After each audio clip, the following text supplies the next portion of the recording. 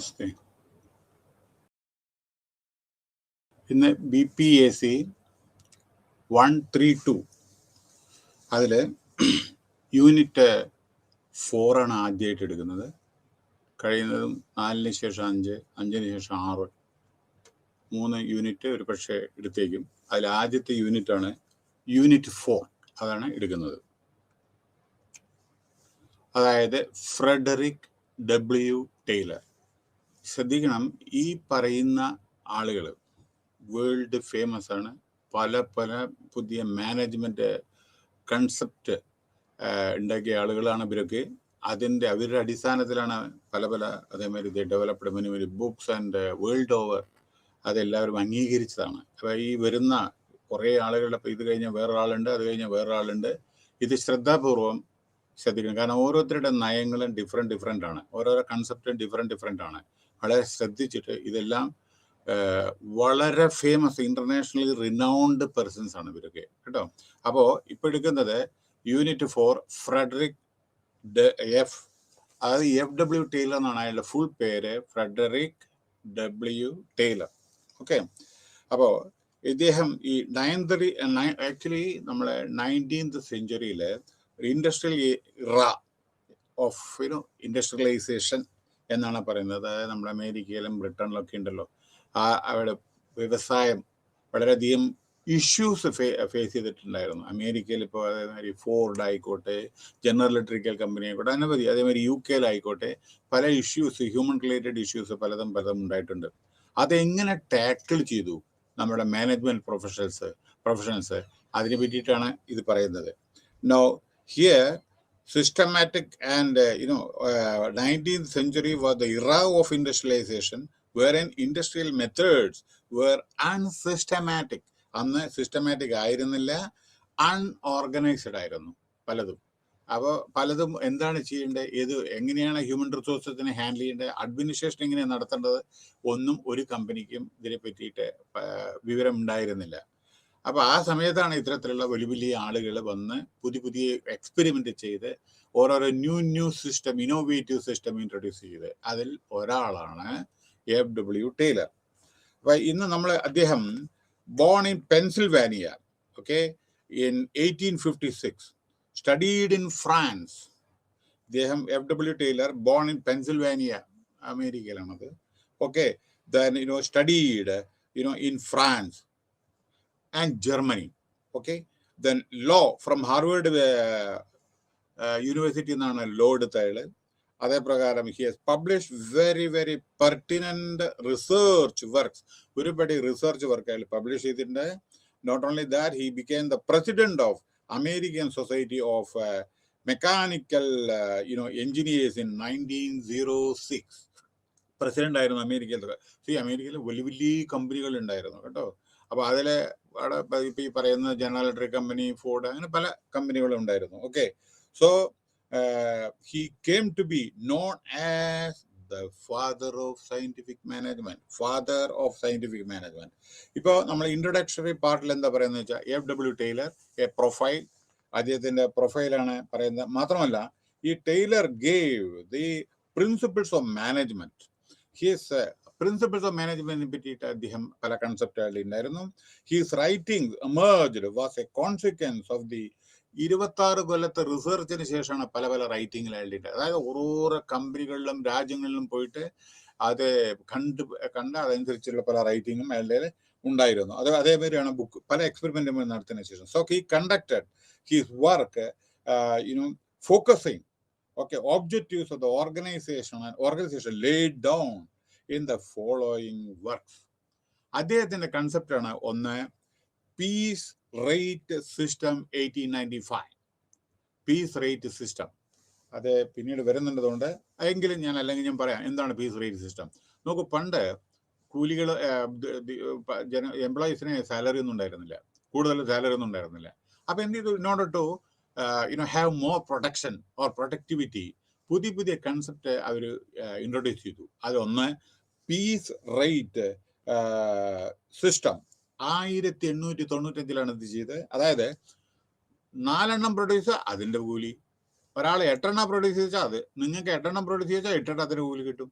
പക്ഷെ 4 ജീവിച്ചാൽ 4 അപ്പൊ എന്തുണ്ടറിയോ, more and more you will try to produce and you will also get more and more money.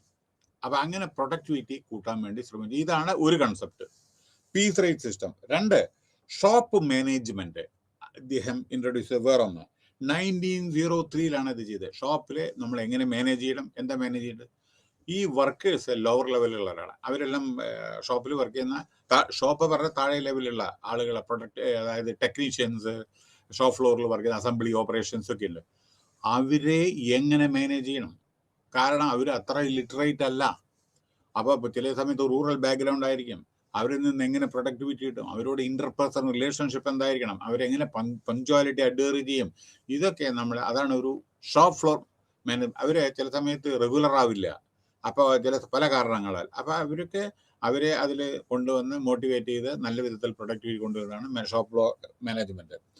Shop management. ഇത് 1903 introduce ചെയ്തതാണ്. പിന്നെ art of cutting metals 1906 ഈ concept. 1906 എന്താണ് ഒരു ഓരോരോ കട്ടിങ് മെറ്റൽസ് കട്ട് ചെയ്യുന്നതില്ല ഓരോന്ന്, അതിനനുസരിച്ചൊരു കൂലി. അപ്പൊ അത് എങ്ങനെയാണ്, പക്ഷേ ഈ മെറ്റൽ കട്ടിങ്ങിലൊക്കെ നിങ്ങൾ എന്ത് പ്രിക്കോഷൻ, സേഫ്റ്റി, നിങ്ങളുടെ ഐ പ്രൊട്ടക്ഷൻ, അല്ലെങ്കിൽ കയ്യെ അല്ലെങ്കിൽ അപകടങ്ങൾ വരാതെ അതിനെ പറ്റിയിട്ട് പല സേഫ്റ്റി റെഗുലേഷൻസ് ഒക്കെ അവർ ഇൻട്രൊഡ്യൂസ് ചെയ്തു. അടുത്തത് പ്രിൻസിപ്പിൾസ് ഓഫ് സയന്റിഫിക് മാനേജ്മെന്റ്. ഇത് 1911 ഈ ടൈലർ, FW ടൈലർ, ഇനി ഞാൻ ടൈലർ എന്നേ പറയൂ കേട്ടോ. FW ടൈലർ 1911 അയാളെ ഈ principles of scientific management introduce ചെയ്തു. അപ്പോൾ നമ്മൾ ആദ്യം അത് ഞാൻ ജസ്റ്റ് 2 മിനിറ്റ് കഴിഞ്ഞിട്ട് പറയാം. നമ്മളിപ്പോൾ സംസാരിക്കുന്ന ടൈലറുടെ പ്രൊഫൈലാണ് ഇപ്പം ഞാൻ പറഞ്ഞത്. അയാൾ എവിടെ ഉണ്ടായിരുന്നു, എവിടെ പഠിച്ച്, എന്താ ചെയ്തതെന്നാണ് ഇപ്പം ഞാൻ പറഞ്ഞത്. ടൈലറുടെ പ്രിൻസിപ്പിൾസിനെ പറ്റിയിട്ടാണ് അപ്പോൾ കുറച്ച് ഞാൻ പറഞ്ഞത്. Basic concepts of Taylor, scientific management ഞാൻ പറയാൻ പോകുന്നു. ഇറാ ഓഫ് ഇൻഡസ്ട്രിയലൈസേഷൻ എന്ന് പറഞ്ഞാൽ നമ്മുടെ ലോകം പല സ്ഥലത്തും, ജർമ്മനിയിലും UK-യിലും USA-യിലും അങ്ങനെ അങ്ങനെ ജപ്പാനിലും അതേമാതിരി ഇൻഡസ്ട്രീസ് ഇങ്ങനെ സ്റ്റാർട്ട് ചെയ്ത്. പണ്ട് നമ്മുടെ ഇന്ത്യയിലുണ്ടായിരുന്നില്ല, എത്ര ഇൻഡസ്ട്രീസ് ഒന്നും ഉണ്ടായിരുന്നില്ല, കോട്ടേജ് ഇൻഡസ്ട്രീസ് ഒക്കെ ഉണ്ടായിരുന്നു. അങ്ങനെ ഇൻഡസ്ട്രി നമ്മൾ ഇങ്ങനെ ലോകം പുരോഗമിച്ച് ഈ ലെവലെത്തി. അപ്പൊ ഇത് അതായത് ഈ 19ാമത്തെ സെഞ്ചുറി ഇൻഡസ്ട്രിയലൈസേഷനിലെ ഇറാ ഓഫ് ഇൻഡസ്ട്രിയലൈസേഷൻ എന്നാണ് പറയുന്നത്. പിന്നെ ക്ലാസിക്കൽ തിയറി ഓഫ് ഓർഗനൈസേഷൻ, അതിനെ പറ്റിയിട്ട്, അതായത് ശ്രേഷ്ഠമായ ഒരു ഓർഗനൈസേഷൻ എന്ന് പറഞ്ഞാൽ എന്താണ്, ഒരു കമ്പനി വേണം, കമ്പനിക്ക് തലവൻ വേണം, അതിൽ താഴെ വർക്ക് ചെയ്യുന്ന ആളുകൾ വേണം, എല്ലാവരും മനുഷ്യരാണ്, ഹ്യൂമൺ റിസോഴ്സിനെ എങ്ങനെ ഹാൻഡിൽ ചെയ്യണം, അതിനെ പറ്റിയ തിയറിയെ പറ്റിയിട്ടാണ് ഇവര് സംസാരിക്കുന്നത്. നോ ഇവിടെ കുറച്ചു മുമ്പ് പറയാം, principles of scientific management 1911 scientific എന്താണ്, 4 basic principles of daily scientific management. അതിലെ 1, development of A science for each element of work. ഓരോരോ ജോലിയിലും സയന്റിഫിക് വേ, പുതിയ കൺസെപ്റ്റ്. നമുക്ക് പണ്ട് ടൈപ്പ് റൈറ്റർ ഉണ്ടായിരുന്നു, മാനുവൽ ടൈപ്പ് റൈറ്റർ ഉണ്ടായിരുന്നു, ഇലക്ട്രിക്കൽ ടൈപ്പ് റൈറ്ററായി, ഇലക്ട്രോണിക് ടൈപ്പ് റൈറ്ററായി, പിന്നെ കമ്പ്യൂട്ടറായി. അതേമാതിരി ഓരോന്ന് നോക്കൂ. അപ്പൊ സയന്റിഫിക് വേ, ശാസ്ത്രീയമായിട്ടും ഒക്കെ പല വികസനം പലതും അങ്ങനെ. അപ്പോൾ development of science for each element of work. ഓരോരോ വർക്കിലും നമ്മളിപ്പോൾ പുതിയ പറയണില്ലേ, പേപ്പർലെസ് വർക്ക്. ഇപ്പൊ നമ്മളിപ്പോ സംസാരിക്കുന്നത് പണ്ടുണ്ടായിരുന്നല്ലോ, നമ്മുടെ ഓൺലൈനിലും മറ്റേതൊന്നും ഉണ്ടായിരുന്നല്ലോ, സാറ്റലൈറ്റ് മറ്റേതൊന്നും ഉണ്ടായിരുന്നല്ലോ. അങ്ങനെ scientific way, it has become very easy to work.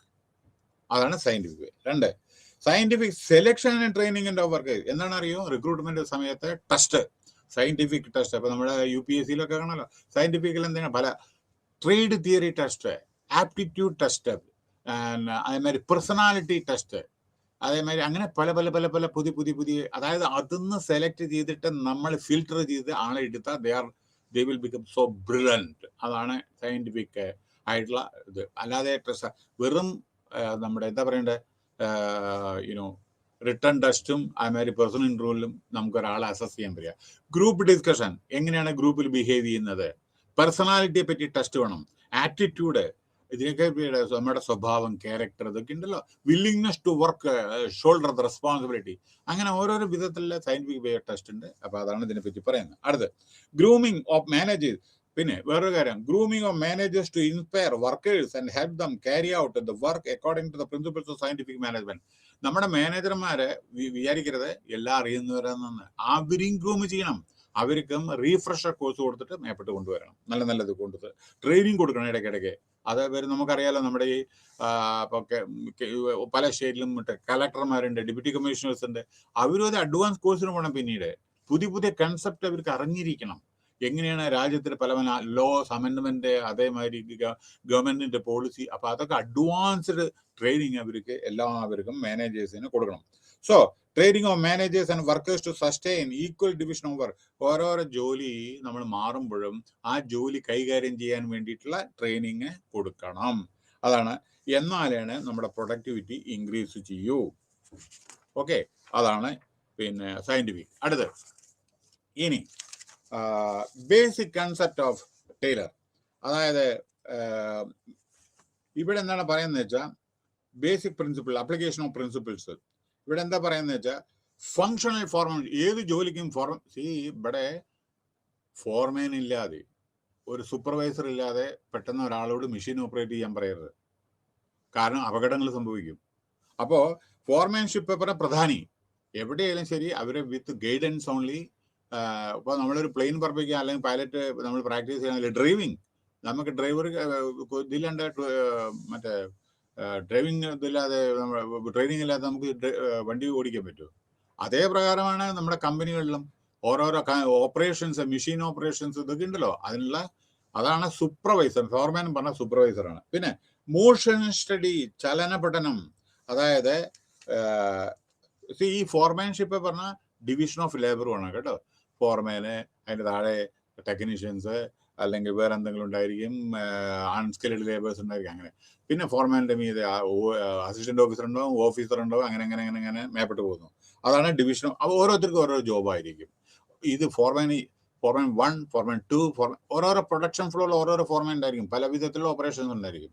Then motion study, ചലന പഠനം, directed towards finding one best way to do the work. അതായത് directed towards finding one best way to do the job. പിന്നെ time study, സമയം. ഓരോരോ ജോലി ചെയ്യാനുള്ള സമയമുണ്ട്. ആ സമയത്തുള്ള ജോലി ചെയ്ത് തീർക്കണം. അല്ലാണ്ട് അത് പ്രൊലോങ് ചെയ്ത് നമ്മൾ ഗവൺമെന്റ് ഓഫീസിലൊക്കെ ഉണ്ടല്ലോ ചിലപ്പോൾ ഇന്നില്ലെങ്കിൽ നാളെ. അത് പറ്റില്ലേ പ്രൈവറ്റിലൊന്നും, കോർപ്പറേറ്റിലൊക്കെ. You take the example of automobile industry. ഇത്ര കാറ് അല്ലെങ്കിൽ പെയിന്റിങ് ആയിക്കോട്ടെ, വേറെ എന്തെങ്കിലും ആയിക്കോട്ടെ, അത് നിങ്ങൾ എത്ര പീസസ് നിങ്ങൾ പ്രൊഡ്യൂസ് ചെയ്യണം. അതാണ് ഇത്ര സമയത്തിൻ്റെ ഉള്ളിൽ. കാരണം അതിനുശേഷം നിങ്ങൾ ചെയ്താൽ ചിലപ്പോൾ അത് എടുക്കാൻ ആളുണ്ടാവില്ല. കാരണം കോമ്പറ്റീഷൻ അതിഭയങ്കരമാണ്. മനസ്സിലായില്ലേ? അപ്പൊ ടൈം ഈസ് മണി. അടുത്ത് differential piece rate system. Rates for different pieces. അതായത് ഡിഫറൻഷ്യൽ പീസ്, ഓരോരോ റേറ്റിനും ഓരോരോ പ്രൈസാണ്. അത് ശ്രദ്ധിക്കണം. അതായത് ഓരോരോ പീസിന് ഓരോരോ പീസ്. ഇപ്പം നമ്മൾ നോക്കും, shoe company, take the example of shoe company. എല്ലാ ഷൂവിനും ഒരേ റേറ്റ് ആണോ? കാർ എടുക്കൂ, എല്ലാ കാറിനും ഒരേ റേറ്റ് അല്ലല്ലോ. ഡിഫറൻഷ്യൽ ഓരോരോ ബ്രാൻഡ് അനുസരിച്ചിട്ട് പ്രൈസ് റേറ്റ് കൂടില്ലേ. അടുത്ത ഷോപ്പ് ഫ്ലോർ മാനേജ്മെന്റിന് ആൾറെഡി ഞാൻ പറഞ്ഞതാണ്. പിന്നെ ഫങ്ഷണൽ ഫോർമാൻഷിപ്പ്. അതായത് ഫങ്ഷണൽ മാനേജ്മെന്റ് പറഞ്ഞ shop floor management lowest level in the ഫാക്ടറിയാണ്. പിന്നെ ടെക്നീഷ്യൻസിന്റെ കാര്യമൊക്കെ ഞാൻ പറഞ്ഞു. ഇനി ഫങ്ഷണൽ ഫോർമാൻഷിപ്പ് പറഞ്ഞ division of work in an organization, അതും ഞാൻ പറഞ്ഞു. സോൾഡറിങ്, വിളക്കൽ. അതായത് നമ്മുടെ ഇതുണ്ടല്ലോ, ഓരോരോ നമ്മുടെ IT ക്വാളിഫൈഡ് ആളുകളൊക്കെ പോയിട്ട് മെക്കാനിക്കലും മറ്റേ സിവിലും എയർ കണ്ടീഷനൊക്കെ നമ്മുടെ ഇലക്ട്രിക്കലൊക്കെ ചെയ്യാലോ. സോൾഡറിങ് ടെക്നിക്സ്, അതാണിത്. പിന്നെ അതർ ടെക്നിക്സ് എന്തൊക്കെയാണ്? നമ്മളെ സ്റ്റാൻഡർഡൈസേഷൻ ഓഫ് ടൂൾസ്. നമ്മുടെ പണ്ടത്തെ ടൂൾസ് കൊണ്ട് ഇപ്പം ഒരു കാര്യം ചെയ്യാൻ പറ്റില്ല. അപ്പോൾ സ്റ്റാൻഡർഡൈസേഷൻ വേണം, പുതിയ ടൂൾസ് വേണം ഓരോരോ കാര്യങ്ങൾ ചെയ്യാൻ. പണ്ട് നമ്മൾ ഉപയോഗിച്ചായിരുന്നു സ്ക്രൂ ഡ്രൈവറോ മറ്റേതുകൊണ്ട് നമ്മുടെ ഇലക്ട്രോണിക്സിന്റെ അല്ലെങ്കിൽ TV വേറെ ഏതെങ്കിലും കമ്പ്യൂട്ടറോ തുറക്കാൻ പറ്റുമോ ആ സ്ക്രൂ ഡ്രൈവർ കൊണ്ട്? അപ്പൊ പുതിയ അതിന് നമ്മൾ അതനുസരിച്ചിട്ട് നമ്മൾ പുതിയ techniques, standardisation tools, setting up separate planning cell വേണം. പിന്നെ അത് കഴിഞ്ഞിട്ട് മോഡേൺ കോസ്റ്റ് സിസ്റ്റം. ഓരോന്നിനും കോസ്റ്റ് സിസ്റ്റം ഉണ്ട്, എത്ര പൈസ ആവുന്നും കൂടി നോക്കണം. പിന്നെ use of time saving technique. ഇവിടെ വേറൊരു കാര്യം എന്താണെന്ന് വെച്ചാൽ സമയം ആണ് important.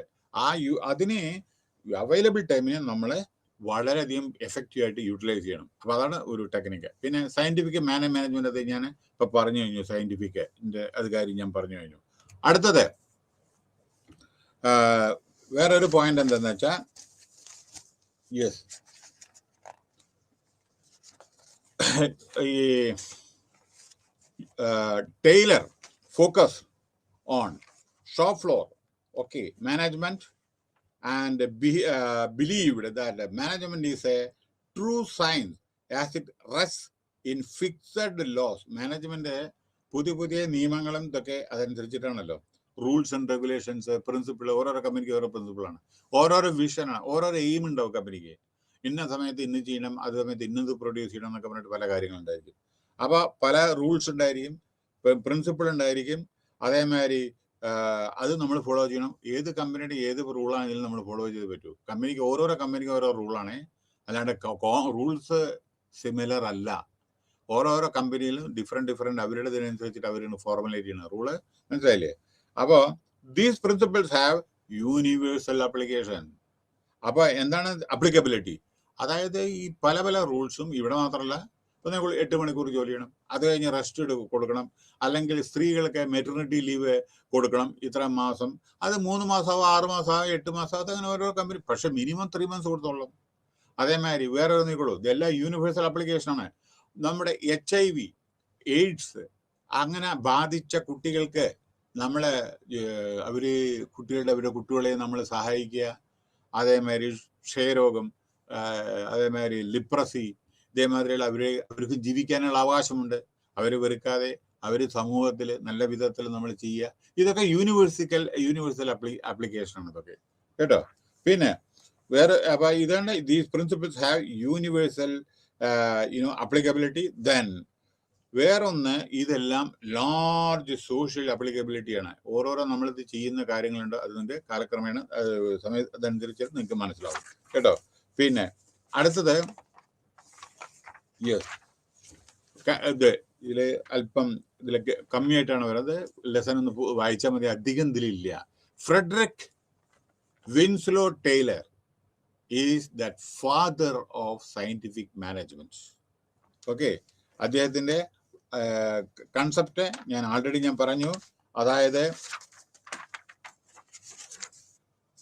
you see, Taylor gave the principles of management. Okay, his writing emerged as a consequence of his research. ആ പറഞ്ഞല്ലോ, പീസ് റേറ്റ് സിസ്റ്റം, അതേമാതിരി shop management, art of cutting metals, principles of scientific management, ഇതൊക്കെയാണ് അയാളുടെ concept. അപ്പോൾ Frederick Winslow Taylor, അതായത് FW Taylor is the father of the scientific management. ഓർമ്മിക്കണം, ഓരോരുത്തരുടെയും ഓരോ പ്രത്യേകത ഉണ്ട്. ഇയാളാണ് സയന്റിഫിക് മാനേജ്മെന്റ് ഫാദർ, പിതാവ്. Taylor's principles have focused on defining rules to enhance efficiency of the organization. അദ്ദേഹത്തിന്റെ പ്രിൻസിപ്പിൾ എന്താണെന്ന് വെച്ചാൽ, നമ്മുടെ ഓർഗനൈസേഷന്റെ പ്രിൻസിപ്പിൾ പ്രൊഡക്ടിവിറ്റി അല്ലെങ്കിൽ എഫിഷ്യൻസി, അതായത് കഴിവ് ഏറ്റവും കൂടുതൽ ഉപയോഗപ്രദമാകാൻ വേണ്ടിയിട്ടുള്ള അയാളുടെ തിയറിയാണ്. അടുത്ത്, he aimed at rationalizing the working of organization through his principles of management of work and motivation. അതായത് ജോലി ചെയ്യുന്ന എംപ്ലോയീസിനെ മോട്ടിവേറ്റ് ചെയ്യണം, അതായത് വർക്ക് ആൻഡ് മോഷൻ, അതായത് പ്രിൻസിപ്പിൾസ് ഓഫ് മാനേജ്മെന്റ് എങ്ങനെ മാനേജ് ചെയ്യേണ്ടത്, അതേമാതിരി വർക്ക് ആൻഡ് മോഷൻ. ഓക്കെ, അപ്പോൾ അയാളുടെ റേഷണലൈസിങ്, അയാളെ പറയുന്നത് എന്താണെന്ന് വെച്ചാൽ, നമ്മുടെ യുക്തി സഹജമായിട്ടുള്ള യുക്തിക്ക്, അതായത് പറ്റുന്ന ചില കാര്യങ്ങൾ, working in the organisation through his principles of management of work and motion. His contribution is significant to the working of an organization and to increasing of organizational efficiency and output.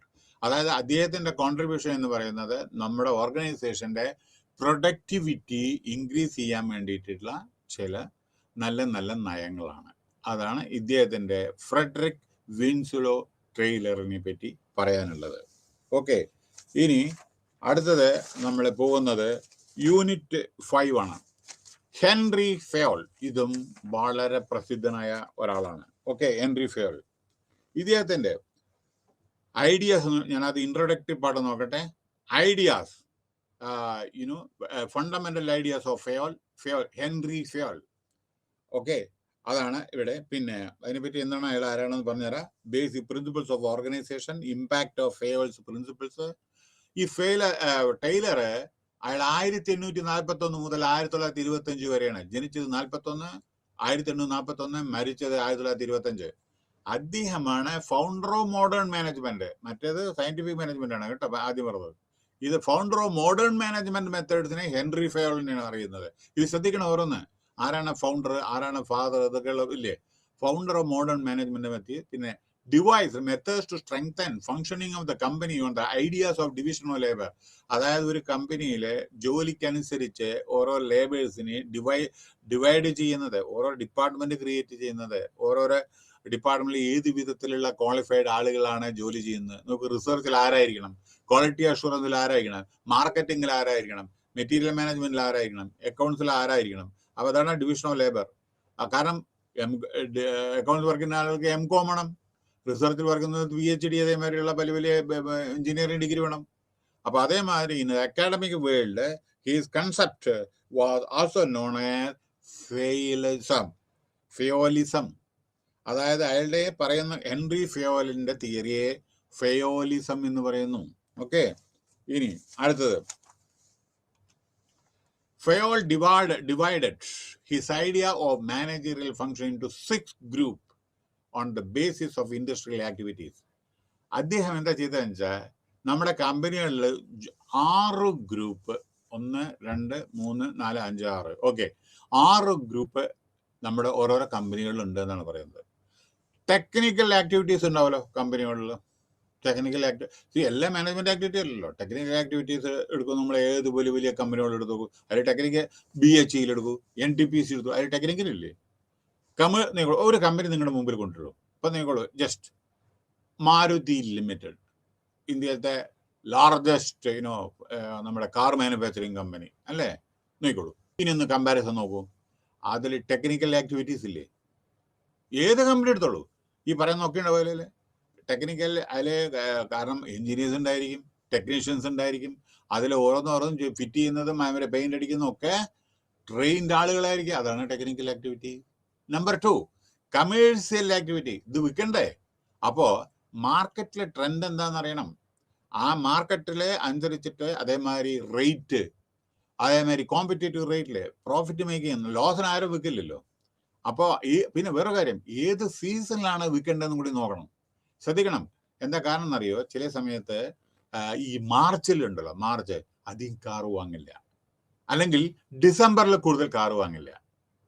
പറയാൻ കാരണം എന്താ വെച്ചാൽ, December ഇപ്പം നിങ്ങൾ 2022 ഒരു car വാങ്ങി വിചാരിക്കുക, നിങ്ങൾ അത് 31/12/2022 വാങ്ങി വിചാരിക്കുക. അത് നിങ്ങൾ 1/1/2023 വിചാരിക്കുക. ഒരു കൊല്ലത്തിന്റെ ഡിഫറൻസ് ഉണ്ട് ആ ഇതിന്.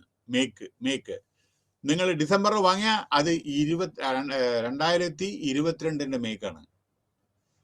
നിങ്ങൾ 23 വാങ്ങിയ ഒരു ദിവസം അപ്പുറം പോയാൽ നിങ്ങൾക്ക് കിട്ടുന്ന ഒരു കൊല്ലത്തിൻ്റെയും കൂടി ലൈഫാണ്. അപ്പൊ ഡിസംബറിൽ അധികം കാറ് ചില സമയത്ത് വാങ്ങില്ല. അപ്പൊ നമുക്കറിയണം കാറുകൾ വാങ്ങുന്നത് എപ്പോഴാണ്. ദീപാവലി, ഫെസ്റ്റിവൽ, ആളുകൾക്ക് ബോണസ് കിട്ടുന്ന സമയത്ത്, ദസറ, അതേമാതിരി ഇതൊക്കെ ഉണ്ട്. അങ്ങനെ ദീപാവലി ഇവിടെ, മെനി അതർ പ്ലേസസ്, വേറെ Pongal in Tamil Nadu, this Kerala Onam festivals and Durga Puja in West Bengal. അപ്പൊ അവിടെ ബോണസ് കൊടുക്കും കമ്പനികൾ. അപ്പൊ അതേ സമയത്ത് commercial activities will go up. Then അടുത്തത്, എല്ലാ കമ്പനികളും ഫൈനാൻഷ്യൽ ആക്ടിവിറ്റീസ് ഉണ്ടല്ലോ. അതായത് അടുത്തത് നോക്കിക്കോളൂ, they to invest money, they have to take where they can invest, where they can get more interest. എവിടെ കിട്ടുന്നത് അവിടെ. അതേമാതിരി ഔട്ട്ഫ്ലോ ഫണ്ട്, കമ്പനിയിൽ നിന്ന് പുറത്തു പോകുന്ന പൈസ കമ്മിയാക്കണം, കമ്പനിയിൽ വരുന്ന പൈസ കൂടുതലാക്കണം. പിന്നെ എല്ലാ കമ്പനികളും ഇത് ബാധകമാണ്. അതാണ് ഹെൻറി ഫയൽ പറയുന്നത്. Security activity. എന്താ സെക്യൂരിറ്റി? ഇതല്ല നമ്മുടെ സെക്യൂരിറ്റി ഗാർഡല്ല. അതായത് എവിടെ നിങ്ങൾ ജോലി ചെയ്യുമ്പോഴും ശരി, ആ ജോലി ചെയ്യുന്ന ആളുകൾക്ക് സെക്യൂരിറ്റി വേണ്ടേ? സെക്യൂരിറ്റി ഇല്ലാത്ത ആളുകൾ അവിടെ നിൽക്കുക, അല്ലെങ്കിൽ അവർ അവിടെ നിന്ന് പോയില്ലേ? അപ്പൊ അതുകൊണ്ട് ഈ സെർട്ടൺ സെക്യൂരിറ്റി നിങ്ങൾ അറ്റ്ലീസ്റ്റ് കുറച്ച് കാലമെങ്കിലും 4 കൊല്ലം 5 കൊല്ലെങ്കിലും നിങ്ങൾ ജോലി കൊടുത്തല്ലേ അവരോട് പോകും. സപ്പോസ് 1 മാസം കൊടുത്തു കഴിഞ്ഞാൽ പറഞ്ഞു വെച്ചാൽ നിൽക്കില്ലല്ലോ അവിടെ. So every employee want security job security. എന്തുകൊണ്ട്? They have got family, they have to survive in this world. For that, a secured job is required. അതുകൊണ്ടാണ് ആളുകൾ ഗവൺമെന്റ് ജോബ് എല്ലാം പ്രിഫർ ചെയ്യുന്നത്. ഗവൺമെന്റ് ജോബിൽ എന്താണെന്ന് വെച്ചാൽ അധികം പെട്ടെന്ന് പിരിച്ചുവിടില്ല, അതിനൊക്കെ നിയമങ്ങളുണ്ട്. പക്ഷെ പ്രൈവറ്റിന് അത് ബാധകമല്ല. അപ്പൊ സെക്യൂരിറ്റി ഓഫ് ജോബ് അതാണ്. പിന്നെ അടുത്തത് അക്കൗണ്ടിങ് ആക്ടിവിറ്റീസ്. എന്ത് ചെയ്താലും ശരി അത് നമ്മൾ അക്കൗണ്ട് ചെയ്യണം. Expenditure, everything should be all, wasteful expenditure should be reduced. അനാവശ്യമായി നമ്മൾ ചെലവഴിക്കാതെ ഓരോരോ എക്സ്പെൻഡിച്ചറും നമ്മൾ അക്കൗണ്ട് ചെയ്തിട്ട് ബാലൻസ് ഷീറ്റും ഇതെല്ലാം പ്രോഫിറ്റ് ആൻഡ് ലോസ് അക്കൗണ്ടും ഇതെല്ലാം ഉണ്ടാക്കണം. പിന്നെ മാനേജറിയൽ ആക്ടിവിറ്റീസ് പറഞ്ഞാൽ ഫോളോ റിവ്യൂ ചെയ്യണം ഓരോരോ മാസം. എവിടെ വീക്ക്നെസ് റിക്രൂട്ട്. ഇപ്പോൾ ഉദാഹരണം, ഒരു കമ്പനിയിൽ നിന്ന് ഒരു മാസത്തിൽ കുറെ ആളുകൾ വിട്ടുപോയി വിചാരിക്കുക. അപ്പൊ മാനേജ്മെന്റ് റിവ്യൂ ചെയ്യണം, എന്തുകൊണ്ടാണ് വിട്ടുപോകുന്നത്. കാരണം അതൊരു സെറ്റ് ബാക്ക് ആയിരിക്കും. കാരണം ട്രെയിൻഡ് ആളുകൾ വിട്ടുപോയ വളരെയധികം ട്രെയിൻഡ് ആളുകൾ പിന്നെ വേറെ ആളുകൾ എടുത്തിട്ട് അവർ പുതിയ ട്രെയിനിങ് കൊടുക്കണം. അപ്പൊ അതൊന്ന്. രണ്ടാമത് പ്രൊഡക്ഷൻ കമ്മിയായി വിചാരിക്കുക. എന്തുകൊണ്ട്? മെഷീൻ ബ്രേക്ക് ഡൗൺ ആയി. എന്തുകൊണ്ട്? അതേമാതിരി പിന്നെ നമ്മുടെ ഈ സപ്ലൈ ചെയ്തതിന്റെ പൈസ കിട്ടുന്നില്ല വിചാരിക്കുക. മെറ്റീരിയൽ എന്തുകൊണ്ട് കിട്ടുന്നില്ല? അതിന്റെ കാരണം എന്താ? നമ്മുടെ സാധനം വിൽക്കുന്നില്ല വിചാരിക്കുക. എന്താ ഇതിന്റെ കാരണം? അപ്പൊ മാനേജ് ഇത് ഫോളോ ചെയ്യണം മാനേജ്മെന്റ്. അടുത്തത് basic premises of management, POCC. അതായത് ബേസിക് പ്രിൻസിപ്പിള് നമ്മുടെ ഹെൻറി ഫയലിൻ്റെതാണ് കേട്ടോ. Planning, organise. ഇത് ഞാൻ പണ്ട് പറഞ്ഞതാണ് കഴിഞ്ഞ പ്രാവശ്യം ക്ലാസ്സിൽ. പ്ലാനിങ് ചെയ്യണം ഒരു കമ്പനിയിൽ. അതായത് ഒരു കൊല്ലത്തെ പ്ലാനിങ്. എന്താണ് നിങ്ങൾ ചെയ്യാൻ പോകുന്നത്, എന്ത് ആക്ടിവിറ്റിയാണ്, വല്ല പുതിയ മെഷീനറി വേണോ, ക്യാപിറ്റൽ എക്സ്പെൻഡിച്ചർ വേണോ, പുതിയ പ്രമിസസ് വേണോ, ഏരിയാസ് വേണോ, റിക്രൂട്ട്മെന്റ് നടത്തണോ, ഇതെല്ലാം നിങ്ങൾ പ്ലാനിങ് ചെയ്യണം. എത്ര റിക്രൂട്ട്മെന്റ് ചെയ്യണം, അതേമാതിരി അത് പിന്നെ ഓർഗനൈസ് ചെയ്യണത്. റിക്രൂട്ട്മെന്റ് പറഞ്ഞാൽ അതിന് അഡ്വർടൈസ്മെന്റ് കൊടുക്കണം. അത് കഴിഞ്ഞിട്ട് നിങ്ങൾ പല റിക്രൂട്ട്മെന്റ് പ്രൊസീജിയർ ഉണ്ട്, സ്റ്റാഫിങ്, സെലക്ഷൻ ഇതൊക്കെ ഉണ്ട്. അത് കഴിഞ്ഞിട്ട് നിങ്ങൾ കമാൻഡ് ചെയ്യണം. ഓരോരോ കാര്യങ്ങൾ നിങ്ങൾ അത് ഓർഡർ കൊടുക്കണം, ഡയറക്ഷൻ കൊടുക്കണം. അതാണ് കമാൻഡ്. അതൊക്കെ ലീഡർഷിപ്പ് ക്വാളിറ്റിയാണ്. വലിയ വലിയ ആളുകൾ ചെയ്യേണ്ട കാര്യങ്ങളാണ്. പിന്നെ കോർഡിനേഷൻ. എല്ലാ ഡിപ്പാർട്ട്മെന്റും തമ്മിൽ കോർഡിനേഷൻ വേണം. ഫൈനാൻസ് ഡിപ്പാർട്ട്മെന്റ് നോക്കൂ, എല്ലാ ഡിപ്പാർട്ട്മെന്റ് ഈക്വൽ ഇമ്പോർട്ടൻ്റ് ആണ്. ഫൈനാൻസ് ഡിപ്പാർട്ട്മെന്റ് ഫൈനാൻസ് മാനേജ് ചെയ്യുന്നു. പർച്ചേസ് ഡിപ്പാർട്ട്മെന്റ് കോമ്പറ്റേറ്റീവ് പ്രൈസിൽ നമ്മൾ കമ്മോഡിറ്റീസ് പർച്ചേസ് ചെയ്യുന്നു. മാർക്കറ്റിംഗ് ഡിപ്പാർട്ട്മെന്റ് നമുക്ക് പ്രോഫിറ്റ് ഉണ്ടാക്കുന്ന വിധത്തിൽ നമ്മളെ മാർക്കറ്റിൽ സാധനങ്ങൾ വിൽക്കുന്നു. അതേമാതിരി ഇന്റർനാഷണൽ മാർക്കറ്റിലും ഡൊമസ്റ്റിക് മാർക്കറ്റിലും. അപ്പൊ അതേ പ്രകാരം അപ്പൊ ഇതിനെ പറ്റിയിട്ട് എന്താ ഞാൻ പറഞ്ഞ, ഓരോ റിസർച്ച് ഡിപ്പാർട്ട്മെന്റിൽ പുതിയ റിസർച്ച് ചെയ്യണം. ഓരോ പുതിയ പ്രൊഡക്റ്റ് വരണം. അല്ലെങ്കിൽ പണ്ട് ഒരു കാറ്, നമ്മുടെ അംബാസഡർ കാർ എടുക്കൂ, അവര് യാതൊരു വിധത്തിലുള്ള റിസർച്ചും ചെയ്തില്ല. അവസാനം കമ്പനി പൂട്ടി. മനസ്സിലായില്ലേ? കാരണം ഒരേ മോഡല്, 1 or 2 മോഡല്. പക്ഷെ മാരുതി നോക്കൂ, എത്ര മോഡലാണ്. എന്താണ്? മുഴുവൻ ഇന്ത്യൻ റോഡില് മാരുതി ഉണ്ട്. എന്താ അർത്ഥം? Research and development. Okay, no. അപ്പൊ അതിനെപ്പറ്റി ഞാൻ പറഞ്ഞു കഴിഞ്ഞു. കോർഡിനേഷൻ പറഞ്ഞു കഴിഞ്ഞു. പിന്നെ കൺട്രോൾ. എന്താ ചെയ്യണേ? എവിടെ നിങ്ങൾ കൺട്രോൾ ഇല്ലെങ്കിൽ വളരെ ബുദ്ധിമുട്ടാണ്. അതായത് every expenditure, everything, recruitment, everything, effective control and monitoring is very very essential. Okay, അടുത്തത് പിന്നെ പ്രിൻസിപ്പിൾസ് ഓഫ് ഓർഗനൈസേഷൻ. ഓരോരോ കമ്പനികളിലെ ഡിവിഷൻ ഓഫ് വർക്ക്. അതായത് പറഞ്ഞു ഞാൻ ഓരോ ഡിപ്പാർട്ട്മെന്റ്. അതോറിറ്റി. ആര് എന്ത് അതോറിറ്റിയാണ് കേട്ടോ. അത് അതോറിറ്റി അല്ല, അതോറിറ്റി. ആരാണ് അതിന്റെ അതോറിറ്റി? ആരാണ് ഇതിന്റെ അക്കൗണ്ട്സ്? ആരാ? General manager finance or something. Check ആരാ സൈൻ ചെയ്യണേ? അത് അക്കൗണ്ട്സിന്റെ ആളാണ്. പിന്നെ കമ്പനിയുടെ കാര്യങ്ങള്, കമ്പനി രജിസ്റ്റർ ഓഫ് കമ്പനി, അതായത് കമ്പനി സെക്രട്ടറിയാണ് നോക്കുന്നത്. റിക്രൂട്ട്മെന്റ് ആരാ നോക്കണം? HR. അതാണ് അതോറിറ്റി. പിന്നെ റെസ്പോൺസിബിലിറ്റി. സ്പെല്ലിംഗ് എറർ ഉണ്ട് അതിലെ. റെസ്പോൺസിബിലിറ്റി, ഉത്തരവാദിത്വം പറയേണ്ട ആവശ്യമില്ലല്ലോ. ഡിസിപ്ലിൻ പറയേണ്ട ആവശ്യമില്ലല്ലോ. യൂണിറ്റി ഓഫ് കമാൻഡ്, ഒരാളിൽ നിന്ന് ഡയറക്ഷൻ കിട്ടുക, അതാണ് unity of command. Unity of direction, അതായത് അതായത് എന്നുവെച്ചാൽ ഒരാളുടെ കീഴിൽ എത്ര പേരാണ് ജോലി ചെയ്യേണ്ടതാണ്. കൂടുതൽ ആളുകളെ ഒരാളുടെ പേരിൽ നമുക്ക് അപ്പൊ ബുദ്ധിമുട്ടാവും, കൺട്രോൾ ചെയ്യാൻ ബുദ്ധിമുട്ടായിരിക്കും. Subordination of individual interest to general interest. നമ്മളെ always we have to coordinate with subordinate വളരെ നല്ല റിലേഷൻ കീപ്പ് ചെയ്യണം. നോട്ട് ഓൺലി ദാറ്റ്, എന്തെങ്കിലും പ്രൊട്ടക്ഷനോ നല്ല കാര്യങ്ങളെന്ന് വെച്ചാൽ നമ്മുടെ ക്രെഡിറ്റ് നമ്മുടെ സബോർഡിനേറ്റ്സും കൊടുക്കണം. പിന്നെ ജനറൽ ഇൻട്രസ്റ്റ് പറയേണ്ട ആവശ്യമില്ലല്ലോ. റെമ്യൂണറേഷൻ, ജോലി ചെയ്തതിന് ശമ്പളം കൊടുക്കണം, അത് ടൈമിൽ കൊടുക്കണം. അതായത് മാതിരി പകുതി കൊടുത്താൽ പോരാ, അത് പ്രോപ്പറായിട്ട് കൊടുക്കുക. അതിനൊക്കെ നിയമങ്ങളുണ്ട് കേട്ടോ. അപ്പൊ അത് കൂടുതൽ ഞാൻ കിട്ടും. ദെൻ എസ്പിരിറ്റ് ഡി കോപ്സ് പറഞ്ഞ, അതായത് നമ്മുടെ ഇത് സഹകരണം, കോപ്പറേഷൻ, ടീം സ്പിരിറ്റ്, അതാണ് esprit. Team spirit, impact of fuels principles. 1, he has been criticized, or appraisal, he has been criticized on various grounds for his theory. He has been criticized to have based on the theory on personal experience. അയാളെ criticise, പലരും പല തിയറിയും ഓരോരുത്തരുണ്ടാക്കിയത് criticise ചെയ്യുക, അതുണ്ടല്ലോ സാധാരണ. He is said to have focused on improving the overall. Just ഇത് നിങ്ങളുടെ book ഒന്ന് വായിച്ചാൽ മതി. അതായത് അയാളെ ചിലവർ ക്രിട്ടിസൈസ് ചെയ്തിട്ടുണ്ട്, പക്ഷെ വളരെ നല്ല കാര്യങ്ങൾ വെച്ചിട്ട് അതിൽ ചില ക്രിറ്റിസിസം ഉണ്ടാവില്ല. ഓരോരുത്തരും ഓരോ നയങ്ങളാണല്ലോ. Focus on improving the overall administration through a set of principle drawn from specific personal experiences. പിന്നെ പീറ്റർ ഡ്രക്കർ, ശ്രദ്ധിക്കണേ ഇതാരാണെന്ന്.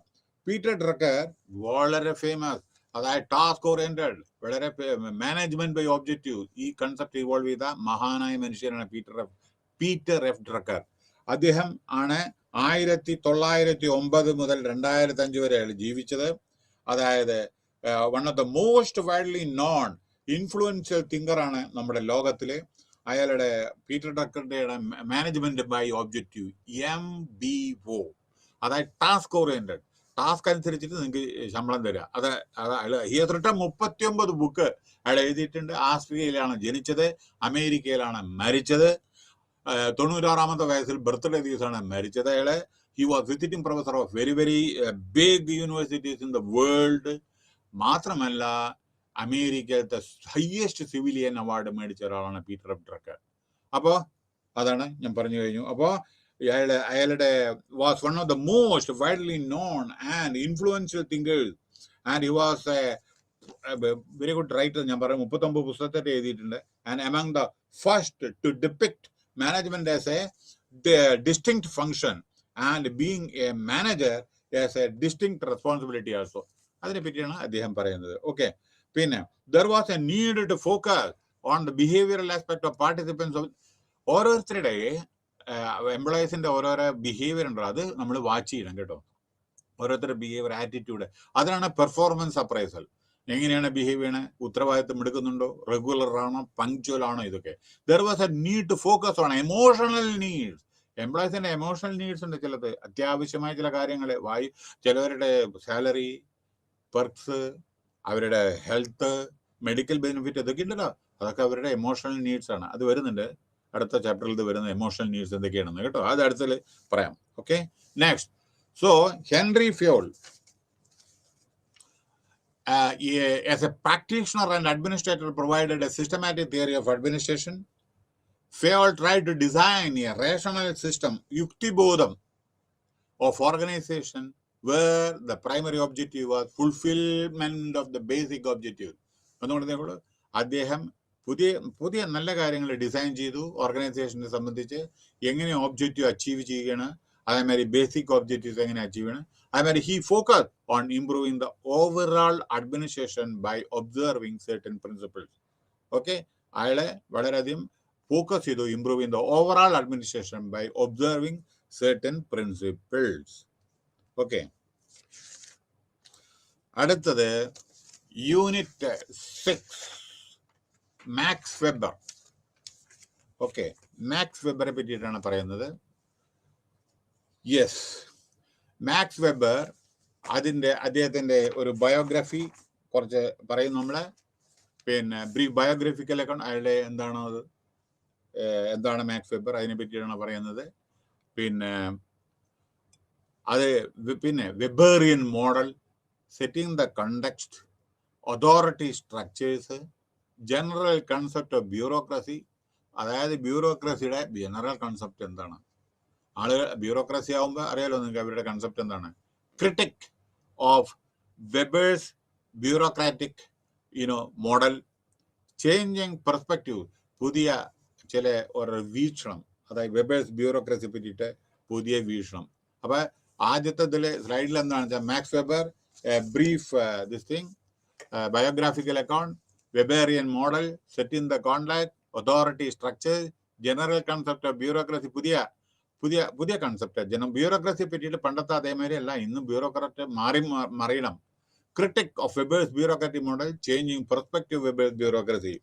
അങ്ങനെ അടുത്തത് മാക്സ് വെബർ 1864 1920 വളരെ ഗ്രേറ്റസ്റ്റ് ഫിലോസഫറാണ് അദ്ദേഹം. who explained to us that bureaucracy is a social entity constantly interacted with the politics in society. ഇവിടെ പറയാനുള്ള എന്താണെന്ന് വെച്ചാൽ പിന്നെ ഈ ഇതുണ്ടല്ലോ നമ്മുടെ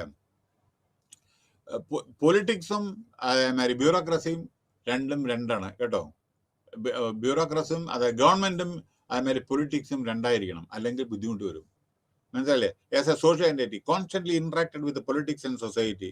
പിന്നെ വേറൊന്ന്, ഹിസ് നോട്ടബിൾ വർക്ക്, അദ്ദേഹത്തിന്റെ മാക്സ് വെബറിന്റെ നോട്ടബിൾ ഏറ്റവും പ്രധാനപ്പെട്ട work the Protestant ethic and the spirit capitalism, മുതലാളിത്തം, അതിനെ പറ്റിയിട്ടാണ് എഴുതിയിരുന്നത്. പിന്നെ ഹി ഗ്രൂ അപ്പ് ഇൻ ജർമ്മനിയിലാണ് അയാൾ വളർന്നത്. During the times of capitalism, മുതലാളിത്തം, he would witness its economic advancement, growth of industrial community. Germany അറിയാലോ, ഇൻഡസ്ട്രിയൽ വളരെ വികസിച്ച ഒരു രാജ്യമായിരുന്നു. അനവധി കമ്പനികൾ ഉണ്ടായിരുന്നു ജർമ്മനിയിൽ. ആൻഡ് വർക്കിംഗ് ക്ലാസ് കണ്ടമാനം ഉണ്ടായിരുന്നു അന്ന് ജർമ്മനിയിൽ കേട്ടോ. അപ്പൊ ഇവിടെ ഒന്ന് പറയാനുള്ളത്, with societies getting more industrialized and the restructuring of the internal structures and the organization procedures based on legal rational model. In this unit, we shall discuss the concept of bureaucracy and some, the broad technical aspect of bureaucracy. നമ്മുടെ technical ബ്യൂറോക്രസിയുടെ technical aspects ഈ weber പറഞ്ഞ പ്രകാരം നമ്മൾ ഇന്ന് ഈ യൂണിറ്റിൽ discuss ചെയ്യുന്നു. അതാണ് ഇവിടെ പറയുന്നത്. Max Weber, a brief biographical account. The word bureau is of French origin. Bureaucracy French origin ആണ്. That signifies a chest or drawers and writing table for or transacting business. Cracy, bureaucracy derived from the Greek word. ശ്രദ്ധിക്കണേ, ആദ്യത്തെ word bureau, മനസ്സിലായില്ലേ? French വേർഡാണ് cracy. Bureau എന്നുള്ള cracy derived from the Greek word of rule. Important full meaning to the composite term bureaucracy. Composite പറഞ്ഞാൽ സംയുക്ത term, bureaucracy അങ്ങനെ ആയതെന്ന്. അപ്പൊ bureau French word, cracy Greek word. ഇനി വെബേറിയൻ മോഡൽ സെറ്റിംഗ് കോണ്ടെക്സ്റ്റ്, അതായത് the rise of autocratic പറഞ്ഞാൽ പ്രഭു, പണക്കാര്. ഒബ്സഷൻ പറഞ്ഞാൽ സ്വയം അഭിനിവേശം. With personal loyalty and nomination were countered with rational യുക്തിവാദം. അൾട്ടിമേറ്റ്ലി പ്രിൻസിപ്പിൾസ് ലൈക്ക് ഇമ്പേഴ്സണാലിറ്റി, വ്യക്തിത്വമില്ലായ്മ. ഇമ്പേഴ്സണാലിറ്റി പറഞ്ഞ വ്യക്തിത്വമില്ലായ്മ. And competition. Okay, and this administration throughout the world. മനസ്സിലായില്ലേ? അപ്പൊ ഇത് റൈസ് ഓഫ് അരിസ്റ്റോക്രാറ്റിക് പറഞ്ഞ പ്രഭു, പണക്കാര്. Obsession with personal loyalty and nomination were countered with rational principles like impersonality. Okay, വ്യക്തിത്വമില്ലായ്മ, അതാണ് impersonality. Competition and this ultimately created ripple. Okay, അതായത് അലകൾ, മലയാളത്തിലെ അലകൾ. Effect in the field of അഡ്മിനിസ്ട്രേഷന്റെ അലകള് മാറ്റിമറിച്ചു ത്രൂ ഔട്ട് ദ വേൾഡ്. അതാണ് വെബേറിയൻ മോഡൽ. അടുത്തത്, ever since the growth of bureaucracy it has become an essential and vital instrument of development in the organization for economic cooperation and developed OECD countries. അതായത് ഇതാണ് organisation for economic cooperation and developed country. അതാണ് OECD country, organisation for. Okay, പിന്നെ അടുത്ത് yes, authority structures, authority types of authority. അതായത് ഇവിടെ types of അതോറിറ്റിയിൽ എന്ന് പറയുമ്പോൾ traditional authority ഇവിടെ വളരെ ശ്രദ്ധിക്കണം. പെട്ടെന്ന് ഞാൻ പറയാം. ഓർഡേഴ്സ് ഓഫ് ദ, അതായത് പണ്ടത്തെ ആരാണ് ഗൃഹനാഥൻ, അവര് പറയുന്ന ടൈപ്സ് ഓഫ് അതോറിറ്റി, അത് ഹെഡിങ് ആണ് ട്രഡീഷണൽ അതോറിറ്റി. ട്രഡീഷണൽ അതോറിറ്റിയില് പരമ്പരാഗതമായ, അതായത് പണ്ടത്തെ ആളുകള് ആരാണ് ഗൃഹനാഥൻ അവർ പറഞ്ഞു കേൾക്കും. അതേമാതിരി ഒരു ട്രൈബൽ ഏരിയയിലാണെന്ന് വെച്ചാൽ ആരാണ് വില്ലേജിന്റെ അധിപൻ, അവര് പറയുന്നത് കേൾക്കും. അപ്പൊ അവരാണ് അതോറിറ്റി, അവരാണ് നിയമങ്ങൾ പാസ്സാക്കുന്ന, എന്തെങ്കിലും ഉണ്ടെങ്കിൽ കുറ്റങ്ങൾ അതിനുള്ള പനിഷ്മെന്റ് കൊടുക്കുന്നത്. അതാണ് ട്രഡീഷണൽ. കരിസ്മാറ്റിക് അതോറിറ്റി പറഞ്ഞ കരിഷ്മ, അതായത് quality of individual personality with exceptional powers, okay, or qualities by his subject. ആ സബ്ജക്റ്റിനെ പറ്റി ഏറ്റവും കൂടുതൽ നോളജ് ഉള്ള ആളുകളാണ്. പിന്നെ ലീഗൽ റേഷണൽ അതോറിറ്റി, അതായത് to Weber bureaucracy, okay, energised a collective term for a body who exercise their official duties of an impersonal and a formalistic manner. ഇവിടെ ഒരു കാര്യം കൂടെ ഉണ്ട്, ട്രഡീഷണൽ അതോറിറ്റിയെ പറ്റി ഒന്നും കൂടി പറയാനില്ല കേട്ടോ. ഈ അതോറിറ്റിയുടെ ഒരു കാര്യം ഒന്ന് നോക്കൂ, ഒന്നും കൂടി ശ്രദ്ധിച്ചോളൂ. ടൈപ്പ് ഓഫ് അതോറിറ്റി അതില് a brief review of type of അതോറിറ്റിയില് നമ്മൾ ട്രഡീഷണൽ അതോറിറ്റി പറഞ്ഞ ആര് പറഞ്ഞു അത് ഒബേ ചെയ്യണം പണ്ടത്തെ ആളുകൾ. Become that what ever people say that have always done. Senior ആയിട്ടുള്ള ആളുകൾ പറയുന്നത്, ട്രഡീഷണൽ ആയിട്ടുള്ള ആളുകൾ പറയുന്നത് നമ്മൾ കേൾക്കുന്നു, അല്ലെ? രാജാക്കന്മാർ പറയാൻ മറ്റുള്ളവർ കേൾക്കില്ലേ? അതേമാതിരിയുള്ള പല പല നമ്മുടെ മെത്തേഡാണല്ലോ ഇത്. പിന്നെ ചരിസ്മാറ്റിക്കൽ എന്താണ്? Obey me because I can transform your belief. അതായത് ചരിസ്മാറ്റിക് നല്ല നല്ല ലീഡേഴ്സ് എന്താ പറയാ, നിങ്ങളെ ഞാൻ പറയുന്നത് കേൾക്കൂ, നിങ്ങൾക്ക് മാറ്റങ്ങൾ സംഭവിച്ചേക്കാം. പിന്നെ ലീഗൽ റേഷണൽ പറഞ്ഞ obey me because I am your lawfully appointed. അതായത് ലീഗലായിട്ട് ചിലവരുണ്ടല്ലോ, നിയമപരമായിട്ട് ഓരോരുത്തർ അപ്പോയിന്റ് ചെയ്ത. അപ്പൊ ഞാൻ പറയുന്നത്, ഇപ്പോൾ വലിയ വലിയ ആളുകളുണ്ട് ലീഗലായിട്ട്. ഇപ്പോൾ കലക്ടർ ഉണ്ട്, അതേമാതിരി അവര് മജിസ്ട്രേറ്റ് ആണ്, അതേമാതിരി പോലീസ് കമ്മീഷണർ ഉണ്ട്, അല്ലെങ്കിൽ വേറെ ആരെങ്കിലും ഉണ്ട്, കോർട്ടുണ്ട്. അപ്പൊ അവര് പറഞ്ഞത് നമ്മൾ കേൾക്കണ്ടേ? അപ്പൊ അതാണ് ലീഗൽ അതോറിറ്റീസ്. പിന്നെ ഫണ്ടമെന്റൽ പ്രിൻസിപ്പിൾസ് ഓഫ് ബ്യൂറോക്രസി. ഇവിടെ ഫണ്ടമെന്റൽ പ്രിൻസിപ്പിൾസ് ഓഫ് ബ്യൂറോക്രസി പറഞ്ഞ പിന്നെ ഇവിടെ പറയാനുള്ള organization of official function on a continuous rule bound basis. Functions based a systematic division of labour, okay, endowed with requisite authority. മൂന്നാമത്തെ, every office is arranged hierarchically വിഡ്രോ delineation of rules with sections for non-compliance of rules. അടുത്തത്, technically competent personnel are to be scientifically appointed. കമ്പനിയിലെ scientifically technically qualified ആളുകളെ appoint ചെയ്യുക, അവരെ training കൊടുക്കുക, അതേമാതിരി suitable ആയിട്ട് ഇതും കൊടുക്കുക, മറ്റേ ജോലിയും കൊടുക്കുക. Maintaining the written records act disclosure and rule. ഇപ്പൊ ഡിസിഷൻസ് റൂൾ എപ്പോഴും നമ്മളെ ഓരോരോ റൂൾസ് ഉണ്ടാകും, അതിന് റിട്ടേൺ ഇത് വേണം, റൈറ്റിംഗിൽ വേണം. ഇതെല്ലാം നമ്മൾ ഫയലും എല്ലാം സൂക്ഷിക്കണം. ഇപ്പൊ കോടതിയിലത്തെ ഒരു ജഡ്ജ്മെന്റ് വിചാരിക്കുക, നമ്മുടെ ക്യാബിനറ്റ് സെക്രട്ടേറിയറ്റ് എന്തെങ്കിലും എടുക്കുന്നതാണ്, ഇതൊക്കെ എഴുതിയിട്ട് റെക്കോർഡിൽ വെക്കണം. പോലീസ് ആയിക്കോട്ടെ, ആരായിക്കോട്ടെ, FIR ആയിക്കോട്ടെ, എന്തായാലും റൈറ്റിംഗിൽ വേണം, എന്നാലേ നമുക്ക് ആക്ട് എടുക്കാൻ പറ്റൂ. Okay. Then Weber's structure provides for a permanent carrier service. Weber's structure permanent carrier service ഉണ്ട്. പിന്നെ നല്ല ഇത് സെക്യൂർഡ് ജോബ്. പിന്നെ organizational commitment among his members. Organizational കമ്മിറ്റ്മെന്റും ആ മെമ്പേഴ്സിന് ഉണ്ട്. ഇനി limitation rules by official. Collegiality, അതായത് പാണ്ഡിത്യമുള്ള.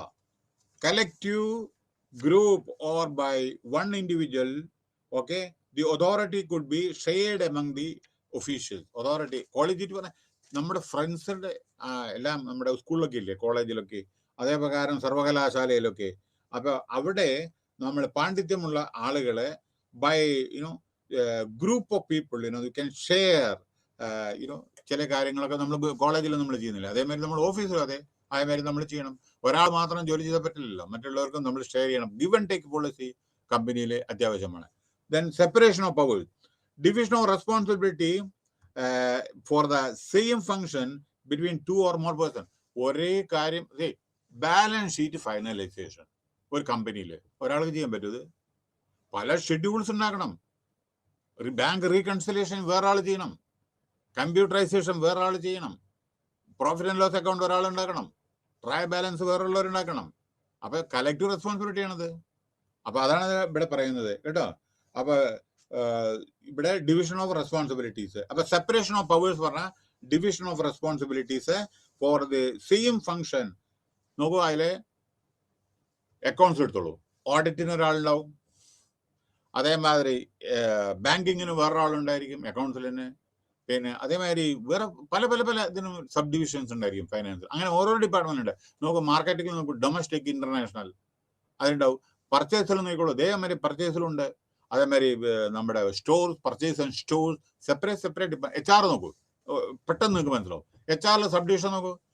റിക്രൂട്ട്മെന്റ് ഒരു ഡിവിഷനാണ്, പെർഫോമൻസ് അപ്രൈസൽ ഒരു ഡിവിഷനാണ്, ഇൻഡസ്ട്രിയലൈസേഷൻ വേറൊരു ഡിവിഷനാണ് HR-ന്റെ കീഴിൽ. അത് കഴിഞ്ഞിട്ട് ഡിസിപ്ലിനറി മാറ്റർ വേറൊരു ഡിവിഷനാണ്, കോർട്ട് മാറ്റർ വേറൊരു ഡിവിഷനാണ്, ട്രെയിനിങ് ആൻഡ് ഡെവലപ്മെന്റ് വേറൊരു ഡിവിഷനാണ്. കണ്ടോ എങ്ങനെ ഫംഗ്ഷൻ ഡിവിഷൻ?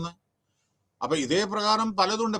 വെൽഫെയർ വേറൊരു ഫംഗ്ഷനാണ്, ക്യാൻറ്റീൻ, ഇൻഡസ്ട്രിയൽ ക്യാൻറ്റീൻ വേറൊരു ഡിവിഷനാണ്, മറ്റേ നമ്മുടെ ഇത് ആംബുലൻസ് റൂം, ഫസ്റ്റ് എയ്ഡ് അത് വേറൊരു ഡിവിഷനാണ്, ക്രച്ച് വേറൊരു ഡിവിഷനാണ്, ട്രാൻസ്പോർട്ടേഷൻ വേറൊരു ഡിവിഷനാണ്, ക്വാർട്ടേഴ്സ് എംപ്ലോയീസിന്റെ വേറൊരു ഡിവിഷനാണ്. കണ്ടോ, ഒറ്റ ഡിപ്പാർട്ട്മെന്റിൽ എത്ര ഡിവിഷനാണ്? അത് തന്നെയാണ് administration. Okay, now amateur administration. This pertains to an unremunerated activity or situation where the government depends on its administrators who are interested to share their time and resources for management of public affairs. ഇതാണ് amateur എന്ന് വെച്ചാൽ pertain to an unremunerated. ചില സമയത്ത് പൈസ ഉണ്ടാവില്ല, പക്ഷെ അവർ മറ്റുള്ളവരെ help ചെയ്യും, സിറ്റുവേഷൻ അനുസരിച്ച് പ്രവർത്തിക്കും, ഡിപ്പെൻഡ് ഓൺ ദ അഡ്മിനിസ്ട്രേറ്റീവ്. ചിലവരുണ്ടല്ലോ പൈസ അല്ല, അവർ അന്യോന്യം പരസ്പരം നമ്മളെ സഹായിക്കുക. അത്. ഇനി അടുത്തത് direct democracy. To ensure accountability toward the people. Direct democracy, അതായത് അക്കൗണ്ടബിലിറ്റി ടുവേർഡ് ദ പീപ്പിൾ. അപ്പോ പിന്നെ ദെൻ റെപ്രസെന്റേഷൻ. എന്ന് വെച്ചാൽ he was this gentleman, he was telling that he was of the view through political parties that representative system could be made compatible with the changing times. appo ibide political this parties avരുടെ representative systems ആണല്ലോ political പാർട്ടിയുടെ.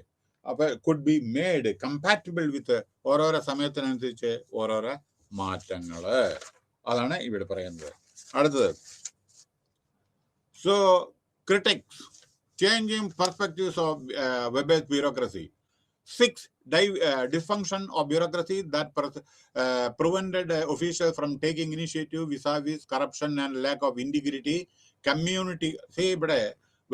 ഇവിടെ ഈ 6 dysfunction ഉണ്ട്. ഇതിനു മുമ്പേ changing പെർസ്പെക്റ്റീവ്സിനെ പറ്റി ഒരു കാര്യം പറയട്ടെ. Critics of web-based bureaucracy. ഇവിടെ it also leads to unfavorable tendency of the organization to employ more on means. അതായത് ആളുകളുടെ ആവശ്യങ്ങൾ മാത്രം നിറവേറ്റിക്കൂടെ ആളുകളിൽ നിന്ന് ജോലി എടുക്കില്ല. അത് പാടില്ല. വർക്കറെ മാത്രം സാറ്റിസ്ഫൈ ചെയ്താൽ പോരാ, വർക്കർ കമ്പനിക്ക് വേണ്ടിയിട്ട് ഉപകാരങ്ങൾ ചെയ്യണം. മനസ്സിലായില്ലേ? അതുകൊണ്ട് ശ്രദ്ധിക്കണം. അല്ലാണ്ട് വർക്കറെ മാത്രം പ്ലീസ് ചെയ്ത ഒരു ഓർഗനൈസേഷൻ ഓടില്ല. അപ്പൊ ഇവിടെ എൻഡ് മീൻസ് ഒക്കെ ശരിയാണ്, ഓരോരുത്തർക്കും ഓരോ ടാർഗറ്റ് കൊടുക്കുന്നത്. ഇനി changing perspective web bureaucracy. 6 dysfunction ഉണ്ട്. എന്തൊക്കെയത് നോക്കോളൂ. 1, prevented official from taking initiative vis-a-vis corruption and lack of integrity. 1. Community conflict. 2. And aggression. Okay. Sectarian conflict. അന്യോന്യ പരസ്പര അടി. Inefficiency, misconduct and indiscipline, and poor authority relationship. നമ്മുടെ relationship. അപ്പൊ ഇവിടെ 6 dysfunction ഒന്നുകൂടി ഞാൻ പറയാം. പിന്നെ corruption and lack of integrity, അത് സത്യസന്ധത ഇല്ലായ, കറപ്ഷൻ അഴിമതി, കമ്മ്യൂണിറ്റി കോൺഫ്ലിക്റ്റ് ആൻഡ് അഗ്രഷൻ, അങ്ങോട്ടും ഇങ്ങോട്ടും കമ്മ്യൂണിറ്റി പ്രശ്നങ്ങൾ, അഗ്രഷനൊക്കെ. പിന്നെ സെക്ടേറിയൻ കോൺഫ്ലിക്റ്റ്, ഓരോരോ ഗ്രൂപ്പായിട്ടുള്ള കോൺഫ്ലിക്റ്റ്. ഇൻഎഫിഷ്യൻസി, കഴിവില്ലായ്മ. മിസ്കണ്ടക്ട്, നിങ്ങളുടെ സ്വഭാവ ശുദ്ധി ഇല്ലാതെ. ഇൻഡിസിപ്ലിൻ ഞാൻ പറഞ്ഞു. Poor authority relationship.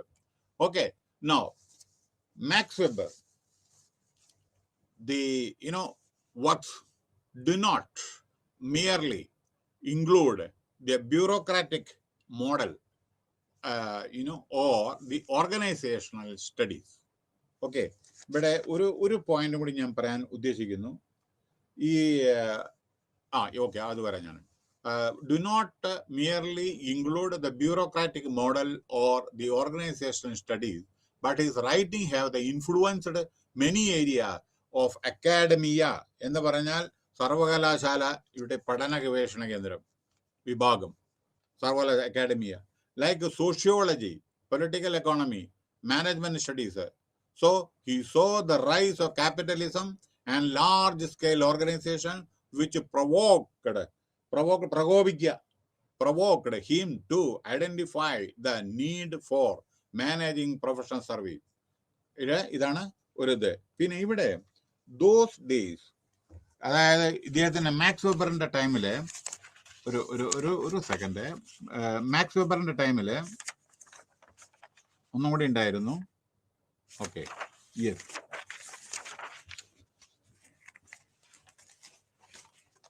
Okay. Max വെബറിന്റെ ടൈമില് പിന്നെ it was not easy to task to manage organisation factors as the economy gradually moved from farmers to factories. പണ്ട് ഫാർമേഴ്സിന്റെ മാത്രമാണ് എക്കോണമി ഉണ്ടായിരുന്നത്. ഓക്കെ, അപ്പോൾ we tend to understand the nature of governance in general and public administration in particular on rational grounds even in the 21st century. Okay, 21st century, and the stands as a testimony to the relevance and the presence of Max Weber's ideas till date. Okay, till date. ഇനി ഇവിടെ പറയാനുള്ളത്, നമ്മൾ ഈ unit കഴിഞ്ഞു. Okay, ഈ യൂണിറ്റിൽ കഴിഞ്ഞത് നമ്മൾ ശ്രദ്ധിക്കേണ്ടത് എന്താണെന്ന് വെച്ചാൽ, the word bureau has the I told you the French word ആണത്. അപ്പൊ നമ്മൾ ശ്രദ്ധിക്കേണ്ടത്, ഈ ചില ക്വസ്റ്റ്യൻസിന് നമ്മൾ ആൻസർ ചെയ്യുമ്പോൾ ശ്രദ്ധിക്കേണ്ടതെന്ന് വെച്ചാൽ, ബ്യൂറോ അത് ഫ്രഞ്ച് വേർഡാണ്. ഓക്കെ, പിന്നെ ബ്യൂറോക്രസി എങ്ങനെ വന്ന് അതാണ് ഞാൻ പറഞ്ഞത്. ഓക്കെ, പിന്നെ ഒന്ന് പറയേണ്ടത് എന്താണെന്ന് വെച്ചാൽ, it means office or department to trained, അതായത് ഓരോരോ ബിസിനസ്സിൽ നമ്മൾ ട്രെയിൻ ചെയ്തുകൊണ്ടിരിക്കണം. ട്രെയിനിങ് ട്രെയിനബിൾ, ആർക്കാണ് ട്രെയിനിങ് കൊടുക്കുന്നത് അവർക്ക് മാത്രം കേട്ടോ, അത് എല്ലാവരെയും ട്രെയിൻ കൊടുക്കേണ്ട ആവശ്യം ഇല്ല. അതാണ് ഇവിടെ ഒരു പോയിന്റ് പറയുന്നത്. പിന്നെ വേറൊരു കാര്യം എന്താണെന്ന് വെച്ചാൽ, ട്രഡീഷണൽ അതോറിറ്റി ഞാൻ പറഞ്ഞില്ലേ, അതായത് നമ്മുടെ പണ്ടത്തെ ട്രഡീഷണൽ ആയിട്ട് നമ്മുടെ വീട്ടിലത്തെ ഏറ്റവും കാരണവരായ അവരുടെ ചില കാര്യങ്ങൾ. പിന്നെ അത് ഞാൻ 3 വിഭാഗം ഉണ്ടായിരുന്നത് ഞാൻ ആൾറെഡി പറഞ്ഞു കഴിഞ്ഞു. ആരാണ് 3 വിഭാഗം? പിന്നെ ട്രഡീഷണൽ, ഒബേ മീ, ഞാൻ പറയുന്നത് അനുസരിക്കണം.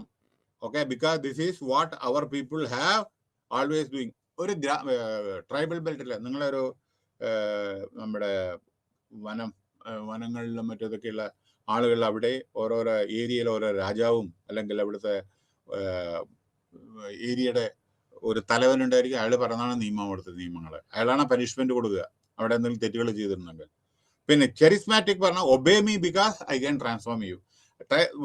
ഒരു ചെറിസ്മാറ്റിക് ലീഡർ എന്ന് പറഞ്ഞാൽ ആരെങ്കിലും തെറ്റ് ചെയ്താൽ അത് തിരുത്തി കൊടുക്കുക, അതാണ് ചെറിസ്മാറ്റിക് ലീഡർ. പിന്നെ ലീഗൽ റേഷണൽ, അതെ, ഒബേ മീ ബിക്കോസ് ഞാൻ പറയുന്നത് നിങ്ങൾ കേൾക്കണം, അതാണ് വേറൊന്ന്. ഒബേ മീ, കോടതി, അത് നിയമപരമായിട്ടുള്ളതല്ലേ, അതാണ് ലീഗൽ റേഷണൽ.